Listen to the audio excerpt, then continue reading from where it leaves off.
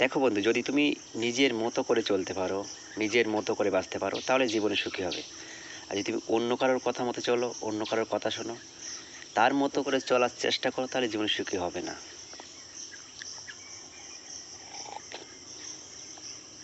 তো এই বিষয়ে ছোট্ট একটা গল্প আমি দেখছিলাম, তো সেটা তোমাদেরকে এখন বলবো। একটা ছেলে একটা গ্রামে বাস করত।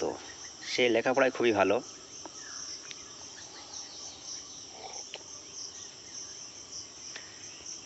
তো সে যখন 10 পর্যন্ত পড়ে, সে প্রায় ফার্স্ট হয় স্কুলে।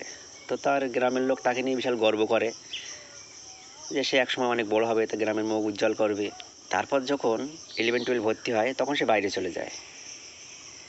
তো বাইরে গিয়ে যখন সে 12-এ পরীক্ষা দেবে, সবাই গ্রামের লোক তো আশা করে যে সে অনেক ভালো হবে। কিন্তু 12-এর পরীক্ষায় সে এক বিষয়ে ফেল করে।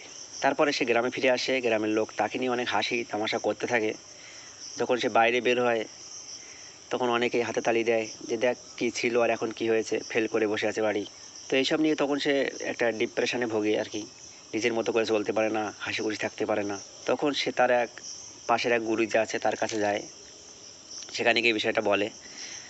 বলার পরে গুরুজি তাকে বলে যে তুমি একটা কাজ করো, তুমি যখন পথ দিয়ে যাবে, তখন একটা দুধের পাত্র নেবে হাতে করে। আর দুধের পাত্রের দুধটা যেন একটু ফুল ফুল থাকে। আর তুমি লক্ষ্য রাখবে কোনো কারণে যেন ওই দুধের পাত্র থেকে এক ফোঁটা দুধও নিচে না পড়ে। তখন পরের দিন সে সেটা করে, এবং সে ওই দুধের দিকে এতটাই লক্ষ্য রাখে যে আশেপাশে কে কী বললো সেটা তার কানে আসে না। যেমন তোমার এই ফোনের ক্যামেরা কিংবা তোমার নিজস্ব যদি ক্যামেরা থাকে, তো দেখবে তুমি যে জিনিসটা ফোকাস করো, ঠিক সেই দিকটাই লেন্সটা মেন ফোকাস করে। আর আশেপাশের মানে যে এরিয়াটা থাকে সেটাকে সে ব্লার করে দেয়। তো তুমিও ঠিক তোমার লক্ষ্যটাকে ঠিক সেই তোমার ফোকাসের দিকে রাখো, আর আশেপাশে যারা আছে তাদেরকে ব্লার করে দাও। তাহলেই তুমি জীবনে তোমার লক্ষ্যে পৌঁছাতে পারবে, জীবনে সুখী হবে।